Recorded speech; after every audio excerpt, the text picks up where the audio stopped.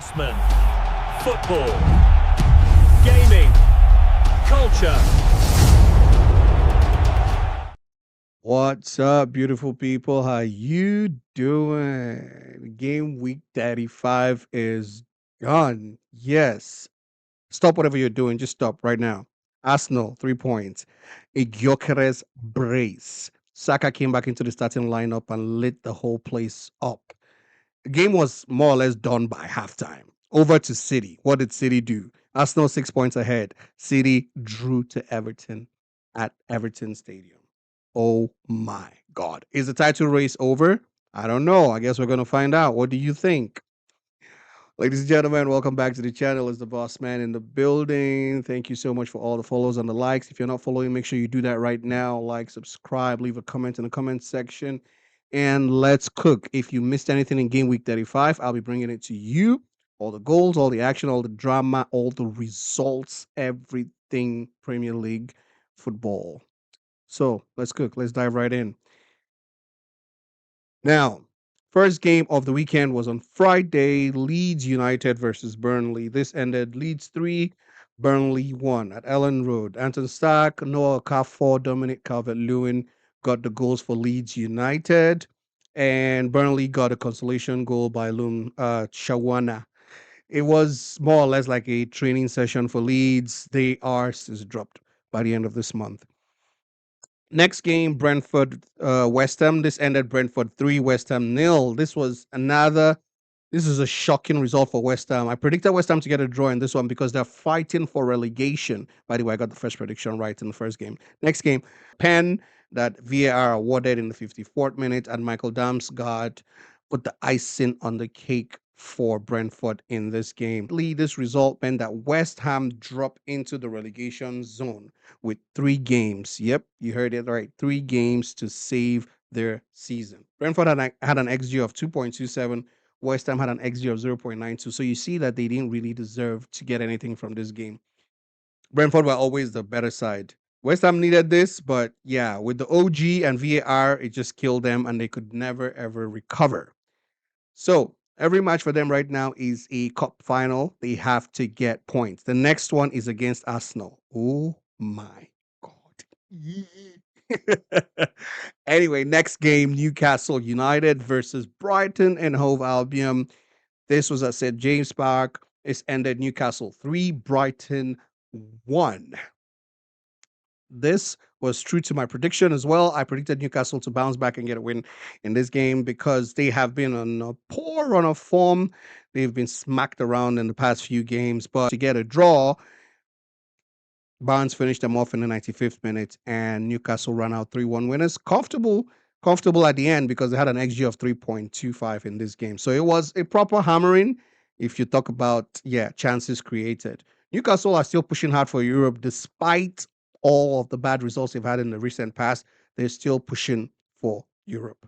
So next game is Sunderland. Wolves versus Sunderland at Molineux. Wolves are at home, and it ended Wolves 1, Sunderland 1. Goals by Mukiele and Santiago Bueno for Wolves.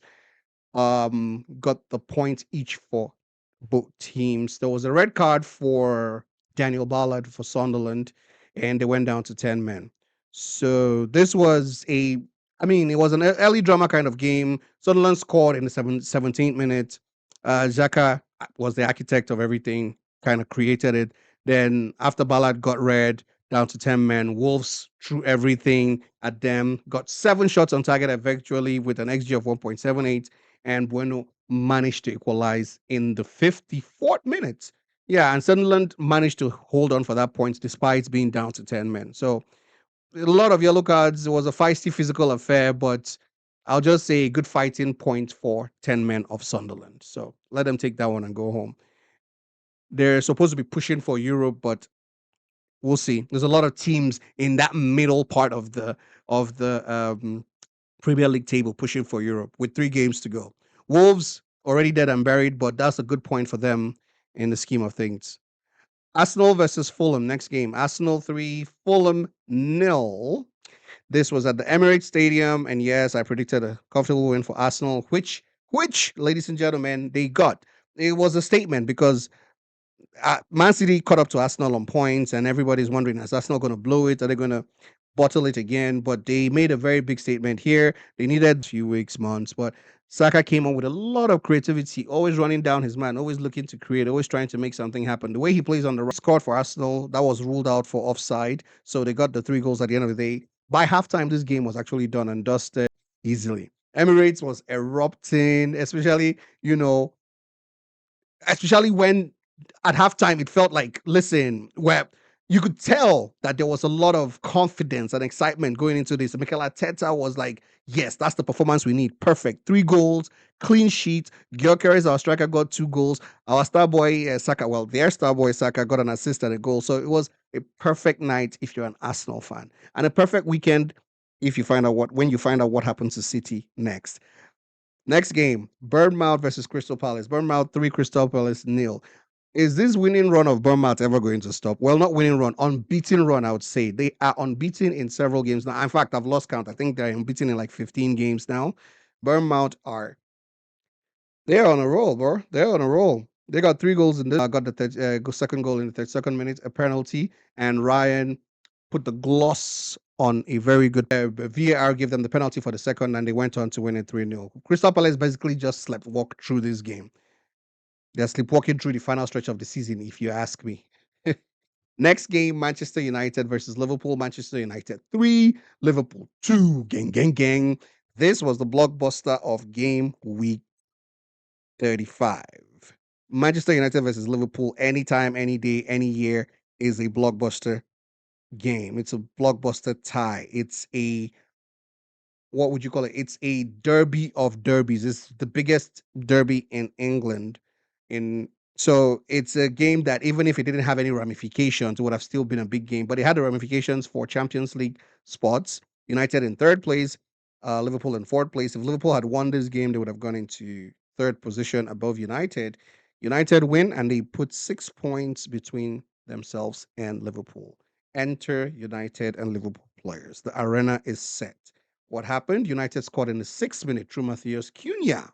Beautiful goal with his left foot into the bottom corner. Benjamin Sesko got the second goal in the 14th minute. This was when we thought Bruno Fernandes had equaled the assist record, but the keeper had touched the ball before Sesko did, so it doesn't count as an assist for Bruno Fernandes. And United went up 2-0 at halftime. Coming into the second half, United made some changes and gifted Liverpool 2 goals back in the first 5 minutes of the second half. Yes, you heard that right. United thought the game was too easy. We thought the game was too easy. So we decided to gift Liverpool 2 goals and then win it again from scratch. So United gifted almost like, oh, Kudigabo scored the second one for Liverpool, 2-2. Ahmad made an error for the first Liverpool goal, and Sana Lamens made an error for the second Liverpool goal. And then Kobe Mino won it for United. Stach in the 77th minute. United had an XG of 2.14 versus Liverpool 0.89. So United were clearly the better team when it came to chance creation. United had 63% possession. Liverpool had more possession in the first half, but overall, United controlled the match at the end of the day. It was an amazing game. It was an amazing game. United were two up in 14 minutes, and then inside 10 minutes of the second half, Liverpool were equalized, and then the 21-year-old star boy Kobe Mainoo won it for United. Unreal scenes at Old Trafford. Now, United have done the double over Liverpool this season, home and away for the first time in over 10 years. Amazing stuff. Glory United. Next game, Aston Villa versus Tottenham Hotspurs. Tottenham were in the relegation zone going into this weekend. I would say they're one of the real winners of this weekend because they came out of the weekend outside the relegation zone. West Ham lost and it was over to Tottenham. Tottenham went away to Villa and they played like I've never seen them play before. They were excellent. 2 goals inside 25 minutes, both set up by Matthias Tel. He had a good game, 2 assists by the kid, even though he was very wasteful. I watched the game and I felt like he could have done more, but he did set up 2 goals. And Villa had one shot on target at their own ground against a team in the relegation battle, in the relegation zone. So, I mean, this story of Aston Villa's season collapsing is one of the worst that I've seen They literally have collapsed, you know. Spurs are now pulling themselves together to pull themselves out of danger. The turnaround under the Zerbi is real. He's really creating an atmosphere that is enabling the players play better, enabling the players have more confidence, believe in themselves. I watched Tottenham play and I'm like, where was this Tottenham the whole season? Like, where have they been? You know, Spurs got the first goal in the 12th minute through Conor Gallagher. Lovely shot from about 25 yards. And Richarlison got the second one in the 25th minute. Buendia did get one back for Aston Villa in the 96th minute, but it was a consolation at the end of the game. So, yeah, Zerbi is mounting a serious comeback. Do you guys think he can help Tottenham survive the drop? When I did my relegation battle video, I said it was going to be Tottenham or West Ham, and I tilted towards Tottenham surviving and West Ham dropping. So, what do you guys think? Where are we right now? Now Tottenham just propped their heads out of the relegation zone, and West Ham have fallen in there. Next game, Monday morning or Monday afternoon football, bank holiday, Chelsea versus Nottingham Forest. This ended Chelsea 1, Nottingham Forest 3. No, don't wipe your eyes. No. Don't wipe your eyes. It is correct. Do not wipe your eyes. You don't have to clean your ears. Chelsea lost again. 6-game losing streak in the Premier League for Chelsea, and they've only scored one goal in that sequence. 6-game losing streak. I did not stutter, including home games. Chelsea lost at home to Nottingham Forest 3-1. Make that make sense. They've only had one goal in those 6 games. Taiwan, one of you got the first goal for Nottingham Forest in the second minute. They started very, very fast. Chelsea were in shock before the game had even started. VAR penalty made it one for Chelsea, which was more or less a consolation bicycle kick in the 95th minute, I believe. 94th minute. So it was a situation of a terrible day at the office for Chelsea again. They just won the FA Cup game against semi-final game against Leeds. That kind of broke their losing streak. And we thought they come in here and they lost woefully. Kopama had a penalty saved by the goalkeeper, his second penalty missed in the Premier League. And Nottingham scored their own penalty. Jesus scored his own penalty for. So both sides got a penalty. Palmer missed his, and Igor Jesus scored his. Forest had a better XG at Chelsea's home. Now there were some bad incidents in the game. There were clash of heads. There were like 4 players who had head injuries and had to be subbed. Morgan Gibbs White, Sanchez, and 2 other players. I can't quite remember their name. They were injured, had head injuries. I hope they recover on time and that there's nothing long lasting wrong with them. Gibbs has an Europa League match on Thursday, so we'll see if he's fit for that. But yeah, Chelsea in free fall. This has to be examined and televised. And final game of game week 35, Everton versus Manchester City at the Hill Dickinson Stadium. So Arsenal 6 points ahead of Man City with Man City 2 games in hand. Now Man City needed to win this to cut the deficit to 3 with 1 game in hand. And City took the lead in this one. They started fast, started well. Very dramatic game. In fact, this is my dramatic game of the weekend. Doku scored for City in I think that was a very early goal. Yes, 43 minutes in the first half. Doku scored for City. City looked like, they were comfortable. They were controlling the game. But the second half became very, very uncomfortable. City went in 1-0 at the halftime, and this game ended 3-3. That tells you all you need to know about the second half. If you missed the first half, that's okay. If you missed the second half, I'm sorry for you. Moment of silence for all those that missed the second half of this game. It was quite sensational. It was quite sensational. Everton had only 25% possession, but they had an XG of 2.77. They had so many chances. If only Ndiaye and Dewsbury had their shooting boots on today, they probably would have buried Man City 5-2 or 5-3 because Man City, I don't know how, but Man City got 3 goals with an XG of 1.45. Doku scored 2 magnificent curlers, one with his left foot and one with his right foot. I love that kid. I said it at the beginning of the season. If there's someone asked me in one of my streams, if you could take one player from any team, well, they asked me 3 players from any team. The first name I called was Doku. And everyone was asking me why Doku? I said, you don't understand. There's something about a player that just goes at people. There's something about a player that always wants to create. Something about a player that is always a threat. Like every time he picks the ball, you're like, oh my God, he's coming at me again. You're like, Ngumoha of Liverpool has that about him. Greenwood has that about him. The player that whenever he picks up the ball, the defender is unsettled. He's unsettled. Like, is he gonna go left? Is he gonna go right? He could go either way, you know. So Doku is amazing. He can go either way, left, right, show him inside, show him outside. He's a threat. And he was the man for Man City today. Now, Gahey needs to be investigated. Mark Gahey of Manchester City, Pep Guardiola, investigate Gahey. Gahey, City were cruising 1-0, and Gahey gave a short back pass under no pressure to the goalkeeper, which Theo Barry capitalized on and scored. And that was how Everton mounted their comeback. 5 minutes later, Everton were 2-1 up and 3-1 up. City equalized. City got 3-2 through Haaland and then 3-3 through Doku in the 97th minute of the game. So Man City rescued 1 point, but if you look at it, it's actually 2 points drop for Man City. Arsenal were already ready, hands up, watching, happy. I'm sure all Arsenal fans celebrated that draw. So this title race has been blown open by Everton. Who knows? Maybe Everton helped Arsenal win this league. We might look back to this day as the day or as the game that won the league for Arsenal. So, next segment, the Bossman Award segment. My player of the week. Ooh, these are tough one. There are some good performances this week if you think about it. Um, I'm going to have some mentions, not just one person. Gyökeres of Arsenal with his brace was a standout performer. As Saka as well, returning to the starting lineup. It was just a joy to watch him perform this week. I am not an Arsenal fan, but I love watching as Saka play. He's an amazing player, very creative, and he showed what Arsenal have been missing since that he's not been available. And Kobe Minor of United too was excellent this week. Aside the goal he scored, he was a very solid player in midfield, controlling the game. And Hmm. Awoniyi got a brace for Nottingham Forest as well, and they went away to win at Chelsea. So that's a very good performance by him. So those are my players of the week or mentions of the week.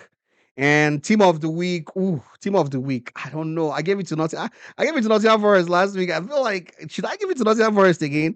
Well, I would say Arsenal team of the week because I mean it was supposed to the Arsenal Fulham game is supposed to look easy on paper, but it's the way which they did it. They did it like it was nothing. It was like, yeah, just another day at the office. We played us like champions. No banana peel to sleep on here. So I'll say Arsenal and I'll say Nottingham Forest as well for team of the week. Um, Shock of the week. I have two: Chelsea losing at home to Nottingham Forest and Man City not winning in a title, not winning when they need the points for a title race. We know that Man City towards the end, business end of the season, hardly draw or lose games. So it was actually a big shock that City drew to Everton. Almost everyone predicted City to win this game, well, except Arsenal fans, of course. And flop of the week would have to be Chelsea again. Chelsea's on that list. Chelsea and Aston Villa. Aston Villa lost to a team in the relegation zone. So Aston Villa and my flop team of the week, and also Chelsea flop team of the week. So those are your two flop teams of the week. City defense should actually be in there for conceding 3, but let me just pity them. They were away. And yeah, I think that's it for my awards of the week. I don't want to dish out too much awards. So let's jump into the league table review and see where people are sitting right now. It's getting interesting at the top. Arsenal is creating some space between themselves and the rest. United also have created some space between themselves and the rest of the chasing pack for Champions League. So Arsenal first, 76 points, 1 game in hand on City, 5 points ahead. They ought to be feeling very comfortable and happy with themselves right now because this is right now before this weekend you could say the title was more or less in City's hands. If City win all their games comfortably, they would win the league. But Arsenal, with what they've done this weekend, putting that marker down and City drawing and dropping 2 points, it's now back in Arsenal's court. So it's totally Arsenal's league to lose now. If they win the remaining 3 games, they win the league. It's as simple as that. Manchester United, another win on the bounce. That's 3 wins now. They are 64 points. They've put 6 point gap between them and Liverpool. Very healthy. That is very good for United. And further down, we have Aston Villa in fifth, Bournemouth now in sixth, Brentford seventh, Brighton eighth. I'm looking for Chelsea. I can't find Chelsea. I'm going all the way down. And Chelsea, ladies and gentlemen, are in ninth position. Chelsea have the same points that they had 60 days ago. Let that sink in. Chelsea were on 48 points 2 months ago, and they have the same 48 points right now. So they went from fifth to ninth position. This might be the end of their Champions League hopes. Everton are in 10th position after getting that 1 point. If Everton had won their game, they would have pushed Chelsea down to 10th. So Chelsea are kind of lucky that Everton didn't get that win. Everton in 10th position with 48 points. Fulham in 48 points, and Sunderland behind them 47 points. Newcastle, Leeds make up the rest of the top 15 with Crystal Palace. And Nottingham Forest, after that amazing win, are more or less safe now because they have 42 points. 40 is the magic point or magic, points for surviving relegation. So I want to believe that Leeds, Crystal Palace, and Nottingham Forest are safe. Leeds have leapfrogged Crystal Palace into 14th, and Crystal Palace have dropped to 15th. So Nottingham Forest should be safe with 42 points. They still have 3 more games to pick up points. So it's now down to Tottenham and West Ham who is going to fall into that last spot and be relegated. I guess we're going to find out. Game week 35's biggest winners 3-0 dominant. Arsenal, 5 points clear, title race in their hands. Spurs, they win at Villa away from home, get themselves out of the drop zone. Amazing stuff. Nottingham Forest won at Chelsea, Europa and Premier League momentum building for them. And Newcastle, 3-1, XG of 3.25. European push looking pretty good right now. United beat Liverpool in their biggest derby in England. Minor winner. Champion spot looking secure. Third place looking secure. The biggest losers, Man City, dropped 2 points. 75% possession and still couldn't get 3 points. Just 1 point for them. Aston Villa lost at home to Spurs. 1 shot on target. Champions League dream in trouble. West Ham, 3-0 thrashing in the relegation zone. 3 games to survive. Will they survive? I don't know. Chelsea, they lost at home, 68% possession. Still going nowhere. Lost 3-1 at Newcastle. Away form completely collapsed, and that's Brighton. So those are the losers for game week 35. Game week 35 is done and dusted. Arsenal are 5 clear. They are the biggest winners of this weekend, alongside Tottenham Hotspur. Don't forget Tottenham Hotspur. Gyökeres delivered. Mainu delivered. Kobe Mainu delivered. And Everton did the unthinkable by almost winning Arsenal the league. West Ham are back in the drop zone. We got 3 games left, and that is your wrap up of game week 35. Tell me who your flop of the week was, or who your man of the week was. Best performance of the week, and let me know in the comment section. Let's discuss it. I'll see you in the next one, guys. Take care. Bossman talking to you. Cheers.